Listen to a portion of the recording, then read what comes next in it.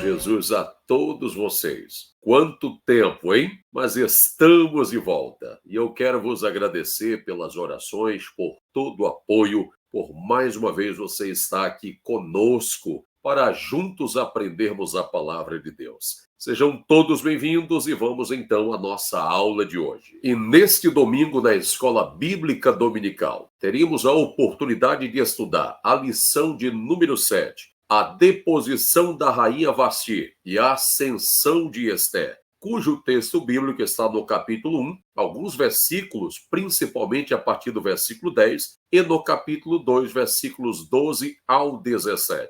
Vamos juntos ao nosso texto áureo. Antes da maior graça, portanto diz, Deus resiste aos soberbos, mas dá graça aos humildes. Tiago, capítulo 4, versículo 6. Verdade prática. Devemos nos conservar humildes, confiando na justiça de Deus, pois ele governa a todos, abatendo ou exaltando. E essa lição possui 3 objetivos, que são explicar o banquete de Assuero e a recusa da rainha Vasti, refletir a respeito da resistência e da deposição da rainha Vasti, e mostrar a ascensão de Esther ao posto de rainha. 2 mulheres, 2 destinos diferentes. Uma escolheu o caminho da desobediência, a outra o caminho da obediência. Quem são elas? Quais os resultados de suas escolhas? Veremos que atitudes corretas, como de confiança e obediência a Deus, são recompensadas pelo próprio Deus.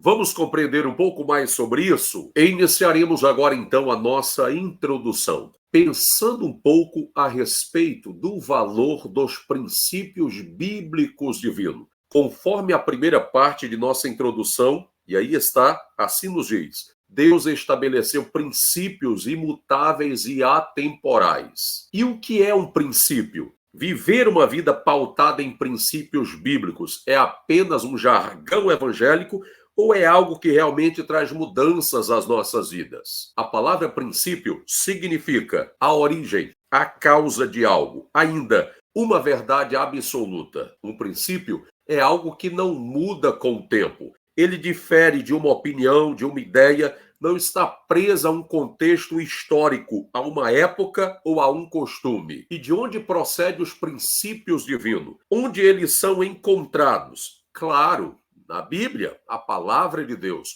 porque ela foi instituída com o propósito de nos guiar, orientar. Deus, ele estabeleceu uma ordem moral no universo, sabendo que a razão e a vontade humana, se deixada sem um guia divino ou regra de ação, encheria o mundo de desordem, crime e miséria. Porventura não é assim que vive aqueles que rejeitam a Deus e os seus princípios? O Senhor deseja que conheçamos, vivamos e pensemos a partir de sua palavra, de seus princípios, e não a partir de nossos achismos ou opiniões. E, meus irmãos, quando nós conhecemos e aceitamos os princípios bíblicos, isso torna-se uma realidade, uma verdade interior que governará nossas ações. O nosso Deus, ele continua o mesmo e ele estabeleceu para toda e qualquer área de nossa vida um padrão, um caminho que sempre conduzirá à vida, uma maneira de pensar e agir coerente com a nossa fé. E o resultado de vivermos dentro dos princípios bíblicos é uma vida equilibrada, abençoada e governada por Deus.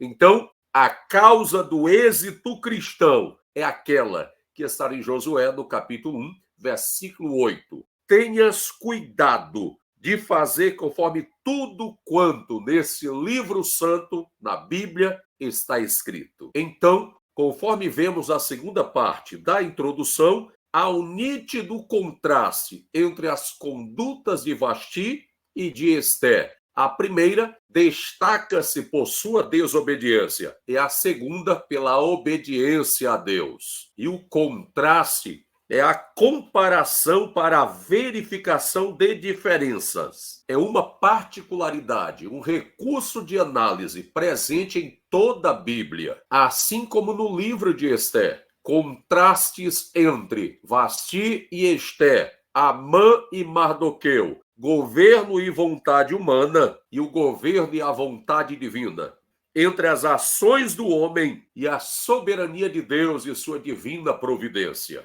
E estes contrastes, meus irmãos, no livro bíblico histórico de Esté, mostra-nos os resultados daqueles servos de Deus que lhes são obedientes. Eles são alvos do cuidado e da influência de Deus. E percebemos isso sobre a vida dos principais personagens do livro de Esté. E que extraordinário contraste, hein? É um contraste com os trastes. Acompanhe-me agora no primeiro ponto de nossa lição: o banquete de Assuero e a recusa de Vasti. Primeira parte: o rei Assuero. Bem, a história contada no livro de Esté, para uma melhor compreensão textual, deve levar em consideração também o contexto dos livros de Esdras e Neemias.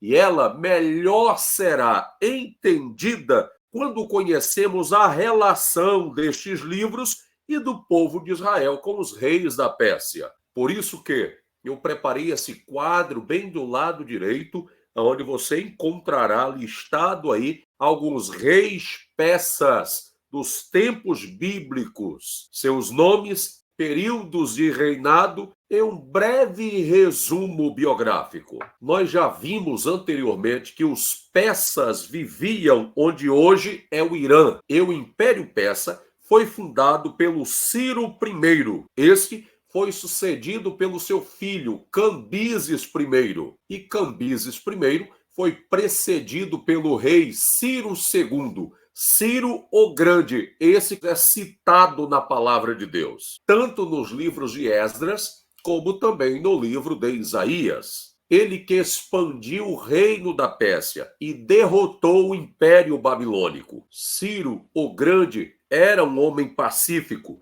Ele respeitava os costumes e a religião dos povos conquistados. Por isso que em 536 a.C., Ciro libera os judeus que estavam no cativeiro, os que quisessem, para que voltasse a Jerusalém. É nesse contexto que nós temos o primeiro grupo, a primeira leva, com aproximadamente 50 mil judeus, liderados por Zorobabel, retornando a Jerusalém e iniciando a reconstrução do templo. Após a morte do rei Ciro, quem assume o reino da Pérsia é o seu filho, Cambises II, e este não é citado na Bíblia. A partir do ano 522 a.C., sobe ao poder na Pérsia o filho de Istaspi, Dário I, citado na Bíblia, tanto nos livros de Esdras como também de Daniel. Ele foi um grande construtor e administrador e apoiou a reconstrução do templo em Jerusalém. E após a morte de Dário I,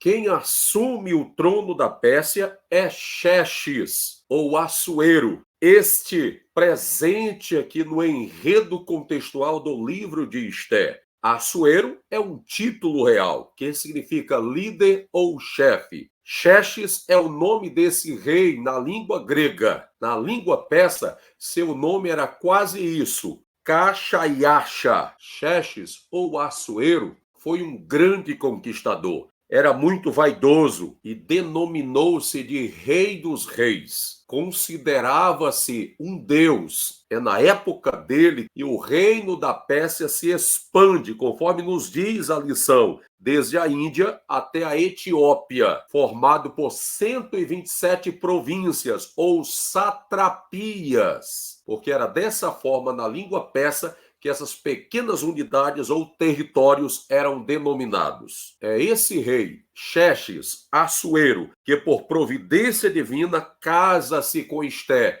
e é usado para preservar os judeus na Pérsia. E o seu reinado vai dos anos 486 a 465 a.C.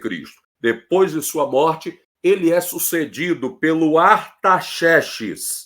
seu filho. Foi durante o reinado de Artaxerxes que Neemias o serviu como copeiro. E ele também foi um benfeitor dos judeus. É ele quem libera a segunda leva, o grupo de judeus, e volta a Jerusalém. Estes foram liderados por Esdras, e também a terceira e última leva, liderado por Neemias para a reconstrução dos muros de Jerusalém. Então, o rei Assuero, ou Xerxes, tinha o seu palácio em Suzã, que era uma acrópole, uma cidade elevada, um palácio real fortificado. Foi nesse lugar, conforme nos diz a Bíblia, que ocorreu durante 180 dias, 6 meses, um grande banquete ou festa, com todos os ministros, governadores e nobres das 127 províncias. Provavelmente ocorreu nesse período uma sequência de festas, com alternância de convidados. E esta festa era para celebrar a grandiosidade do reino, das grandes conquistas através do pujante exército persa,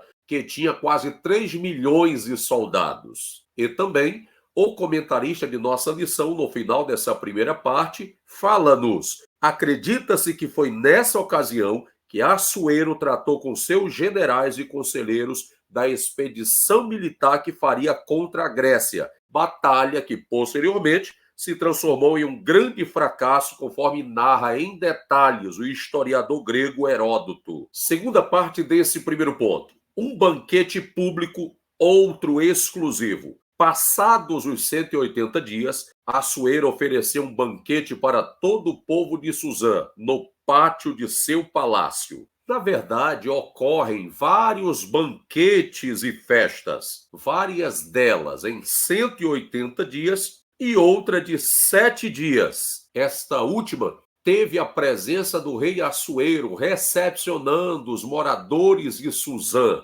no pátio do seu palácio, nos jardins reais. Mas, ao mesmo tempo, também ocorria uma outra festa da esposa de Assuero, a rainha Vasti, porém restrito apenas às mulheres. E é no 7º dia desta festa, depois que o rei e seus súditos já estavam embriagados, que ocorrerá o que encontramos na terceira parte desse primeiro ponto: o convite à rainha. No 7º dia de seu banquete, depois de ter bebido bastante, o rei Assuero ordenou que trouxesse a rainha Vasti. Muitos historiadores consideram a Vasti, rainha da Pérsia, citada no livro de Ester, como a mesma rainha persa de nome Amestris. Ela era a esposa de Xerxes ou Assuero, uma mulher de grande beleza, que deu 5 filhos ao rei. Segundo relatos do antigo historiador grego Heródoto, ela era uma mulher de temperamento forte, ciumenta, vingativa, chegou a assassinar pessoas. E tudo indica que ela não tinha um bom relacionamento com o seu marido, o rei Assuero. É tanto que recusou-se a cumprir a ordem ou pedido do próprio marido, o rei, de apresentar-se, desfilar diante dele e de seus convidados. Então, a história ressalta Vasti ou Amestre como uma mulher formosa, bela, mas que tinha um caráter duvidoso, deformado. E isto contrasta com o que nos diz a palavra de Deus, em Provérbios 31:30, que enganosa é a graça e vã a formosura, mas a mulher que teme ao Senhor, essa será louvada. Segundo ponto de nossa lição: Vasti resiste à ordem do rei e é deposta. Primeira parte: a recusa da rainha. São diversas as opiniões sobre a conduta de Vasti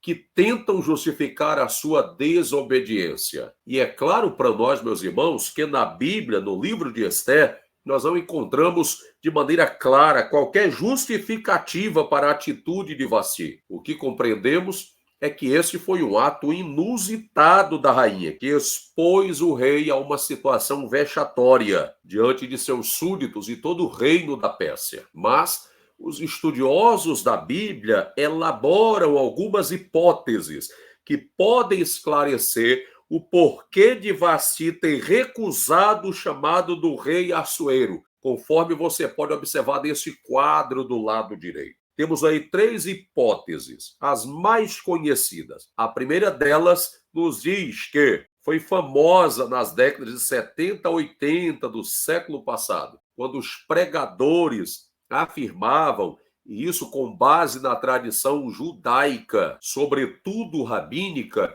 de que Vasti recusou o pedido do rei, porque ela iria se apresentar diante dele e seus súditos despida, apenas com a coroa real em sua cabeça. A segunda hipótese afirma que Vasti estava grávida e não queria ser vista nessa condição. E a terceira hipótese baseia-se naquilo que eu falei há pouco, que provavelmente, conforme pesquisas históricas, a Vasti foi a mesma rainha persa, a Mestres. E assim, os defensores dessa hipótese entendem que a recusa se deu por orgulho e arrogância dela. Mas, meus irmãos, seja qual for o motivo da recusa de Vasti, ela foi divinamente providencial, pois somente assim é que Esté pôde ser escolhida como a nova rainha da Pérsia. Segunda parte, a aplicação da lei.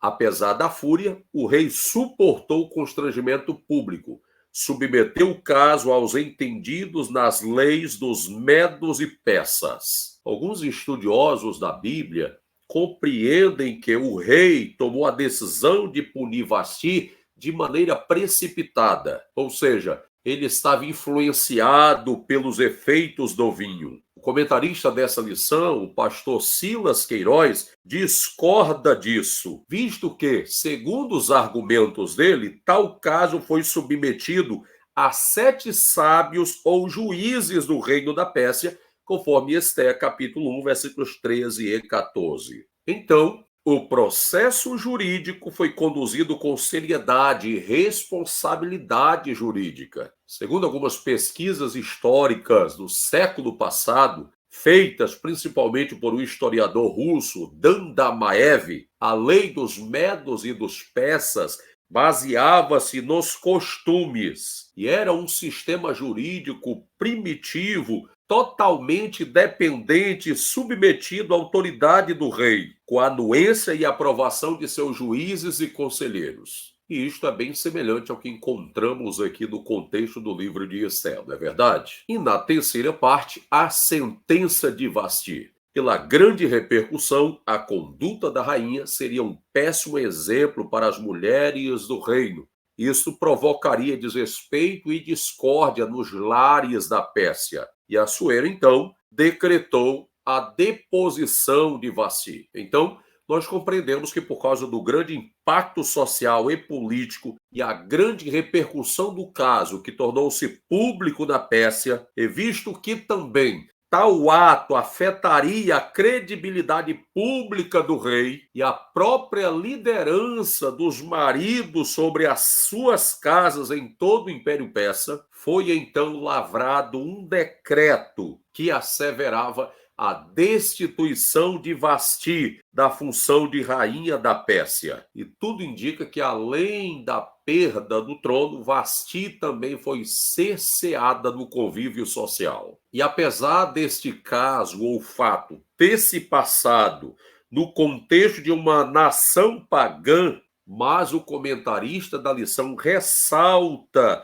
o princípio bíblico do governo doméstico, que é uma das qualificações exigidas do líder cristão, exercer o governo da própria casa. E conforme 1 Timóteo, capítulo 3, versículo 4 e 5, o homem que não lidera a sua casa não é apto para cuidar da igreja de Deus. E vamos agora então ao terceiro e último ponto dessa lição. Esté, a judia se torna rainha em terra estranha. Primeira parte. 4 anos depois. A escolha da substituta de Vasti ocorreu após o fracasso militar de Assuero contra os gregos. Então vejam, nós precisamos compreender que entre os capítulos 1 e 2 do livro de Esté há um intervalo de aproximadamente 4 anos. É nesse período que o rei Xerxes e o exército persa trava uma batalha contra a Grécia. Na época do pai de Xerxes, o rei Dario I, a Grécia havia vencido os persas na Batalha de Maratona,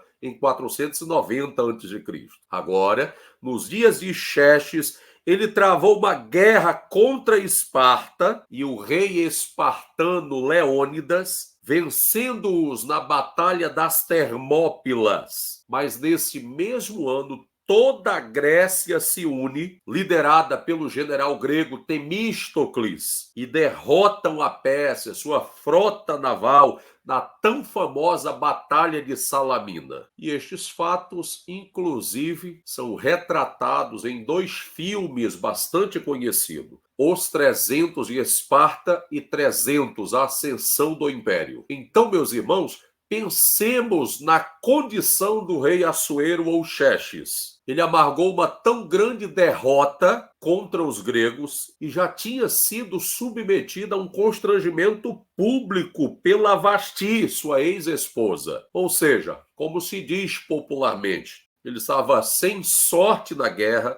sem sorte nos negócios e sem sorte no amor. Então, tudo isso lhe pesa. Ele tem carências e a necessidade de uma nova esposa e é aconselhado por seus ministros para escolher uma nova rainha. Na segunda parte encontramos o universo da escolha. Assuero decidiu escolher, através de uma espécie de um concurso, a nova rainha dentre as moças. E a exigência era que elas fossem virgens e formosas, bonitas fisicamente, de todas as províncias do reino da Pérsia. E comumente, na antiguidade, a esposa de um rei, para ser rainha, isso decorria de um casamento entre famílias nobres. Se passava por arranjos diplomáticos e políticos. Mas o método adotado aqui por Assuero, indicado pelos seus ministros para se tornar a esposa do rei, foi através de uma seleção de moças de todas as províncias do reino, desde que, conforme vos falei,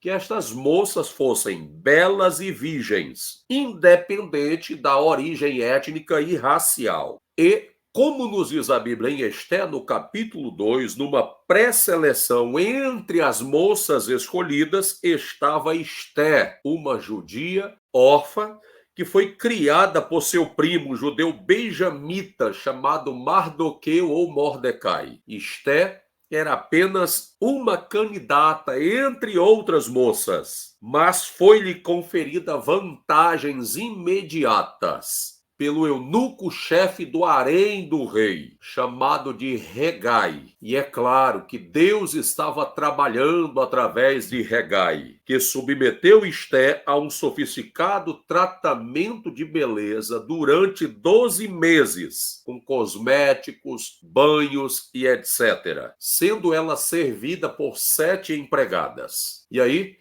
é interessante, diz-nos a Bíblia que o tio e pai adotivo de Esté, o Mardoqueu, ficou em oração, orava por ela. Esté 2:11 nos diz que todos os dias ele ia até a porta da casa do harém das mulheres do rei para se informar sobre o estado de Esté. E na última parte desse terceiro ponto, a obediência de Esté. Esté era obediente a Mardoqueu, seu pai adotivo. O rei Assuero, diz-nos aí, amou a Esté mais do que todas as mulheres e pôs a coroa real na sua cabeça e a fez rainha em lugar de Vasti, conforme a referência bíblica de Esté, capítulo 2, versículo 17. E a própria Bíblia, meus irmãos, comprova que Esté era uma moça obediente a Mardoqueu. Inclusive, quanto à ordem que ele lhe deu, e ela não revelar qual era o seu povo e sua parentela. E qual a razão disso? É provável que Mardoqueu soubesse que no Império Persa havia alguns inimigos dos judeus que procurariam interferir o processo da escolha de Esté como rainha. E penso eu que isso é fácil de compreendermos. Porque se por um lado é nossa responsabilidade declarar a nossa fé de que somos povo de Deus, por outro lado, às vezes, uma boa estratégia é ficar quieto até recebermos o direito de ser ouvido. Então, É inegável que Esté possuía muitos adjetivos que a qualificavam, como estes que estão nesse quadro do lado direito. Era amada e adotada, Esté 2:7, bonita e atraente, Esté 2:7, influente, Esté capítulo 2, versículo 9, corajosa, capítulo 4, versículo 16, humilde, capítulo 2, versículo 12, convicta, capítulo 4, versículo 14, temente a Deus acima de tudo, capítulo 4, versículo 16, estrategista, capítulo 2, versículo 6 a 8, mas a sua principal virtude era a obediência ao seu pai adotivo Mardoqueu e, sobretudo, a Deus. Por isso que Deus a honrou, fazendo com que o rei a quisesse mais do que qualquer outra moça. E ele a quis mais do que como uma simples concubina, mas como a sua rainha. Deus deu graça a Esté diante do rei Assuero, e ela então foi aclamada como sua esposa. Esté capítulo 2, versículo 18 nos diz: o rei fez uma grande festa em seu casamento com Esté, tendo como convidados os seus servos e príncipes. E agora, finalizando o nosso estudo, nós vamos à nossa conclusão. Leia-na comigo. Esté havia chegado ao posto em que, no tempo oportuno, seria instrumento para cumprir os propósitos divinos. Podemos confiar nossa vida inteiramente à vontade e à direção de Deus, pois ele sabe o que é melhor para nós. O livro de Esté, meus irmãos, nos mostra que às vezes é preciso esperar para ver o que Deus está fazendo. Ainda que em algumas vezes não possamos constatar de imediato a ação divina, mas isso não significa que Deus está alheio aos fatos. Que continuemos em obediência ao Senhor, porque tal condição, claro, sempre traz resultados e recompensas dele. E o mais alto grau de obediência na vida do crente é sempre admitir aquilo que Cristo proferiu em Mateus capítulo 26, versículo 39. Não seja como eu quero, seja como tu queres. Com obediência e humildade, Esté estava no lugar certo, para no tempo certo cumprir os propósitos divinos. O tempo, o lugar e a pessoa certa pertencem unicamente ao Senhor. Pode haver o lugar, mas ainda não há a pessoa certa designada por Deus para aquilo. Às vezes, há o lugar, a pessoa certa, mas ainda não é o tempo. Portanto, submetamo-nos à boa, agradável e perfeita vontade do Senhor. Que Deus em Cristo nos abençoe e até o nosso próximo encontro.